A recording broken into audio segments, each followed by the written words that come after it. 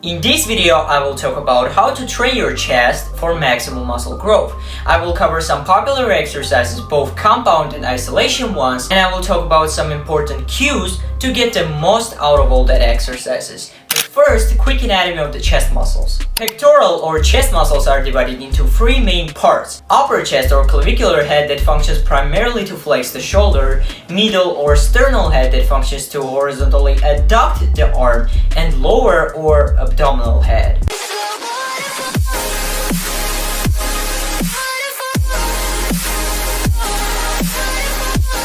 In order for exercise to be effective for muscle growth, it needs to do three things. First, exercise needs to provide high tension and good stretch. Second, it needs to be safe and feel good. It shouldn't cause you pain when you are doing it, and it should give you a good pump. Third, exercise needs to have the capacity for progressive overload. That means you need to be able to add weight or rep or set to that exercise over time to progressively increase tension to the muscle. So let's look at the most popular exercise for the chest, the bench press. Bench press is the best exercise for overloading your pecs, period. Bench press is going to overload your pecs better than any other chest exercise. That means your pecs receive a ton of tension on the bench press. If you will lower the bar all the way down to your chest, you can get a good stretch. A lot of people are saying that dumbbell bench press is better for pec growth than the barbell bench press because you can get a big stretch by lowering dumbbells all the way down. And that's true, but when you will get very strong, you will max out dumbbell rack in the gym. So for raw strength, bench press is a great exercise. On the bench press, you want to bench with an arch, but don't exaggerate it. You still want to have 3 contact points on the bench: your head, upper back, and glutes. For the bodybuilding, you want to create slight curve in your back by tucking your shoulder blades in while getting your chest up. For powerlifting, bigger arch will help you to lift more weight, but you still want to make sure that you have that 3 contact points on the bench and acceptable range of motion. Grab the bar at 1.5 times shoulder width. Slightly wider grip is going to target chest more, and closer grip will target triceps more. Squeeze the bar and rack it, then tuck your elbows, point them slightly in, find the position where you can bench without a shoulder discomfort. Lower it under control, get that soft touch on the chest, then press the bar by pushing your feet to the ground and press the bar up and slightly back. For pec growth, you will benefit from including heavy bench press in your program because the strength from the bench press is going to carry over to your other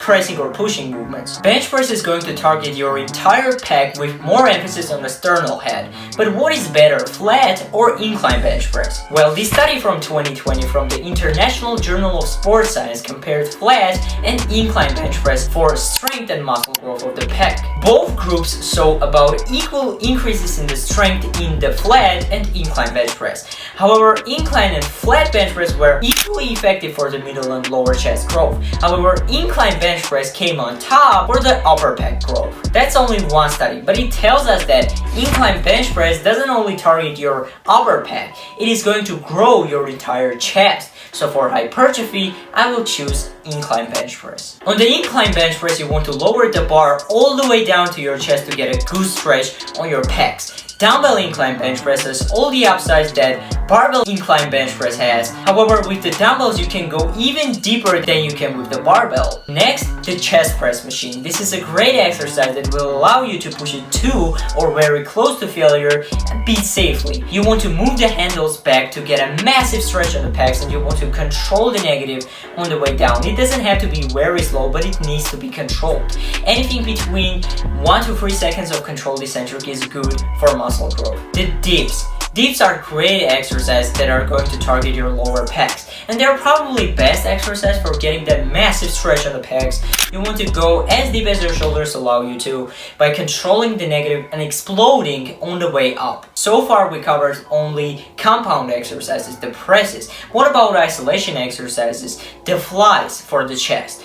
Personally, my favorite fly variation is a bent over cable fly. Cable because it feels good, it gives me a good pump, and cable, unlike dumbbells, provides tension throughout the rep. Very important cue on the cable flies is that you want to do them bent over, because by doing them standing straight, you can't overload them that much because cable will pull you back and you can't feel a good mind-muscle connection with your pecs. So by doing your flies bent over, you're increasing your stability, meaning you can lift more weight, meaning more growth. You want to get your arms all the way back and control every rep. If the chest is a weak part in your physique or you just want to grow it more, you want to make sure that you're hitting it 2 to 3 times per week instead of destroying your chest in a single workout by doing 50 sets for your chest.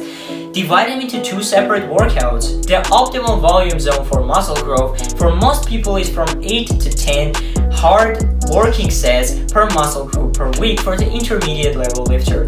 Beginners can grow well with the lower volume approach, like from 6 to 8 sets per muscle group per week. And advanced lifters can benefit from higher volume training, like from 15 to 20 sets per muscle group per week. You need to experiment and find what volume is best for you. Also, you want to take all your working sets close to, and you need to take some sets to failure. Except on those exercises that going to failure can be dangerous, like bench press, you want to usually take your last set on every exercise to failure. So that was all what I got for the chest training. I hope that you found this video helpful. If so, please leave me a thumbs up, subscribe if you haven't already, and I will see you guys in the next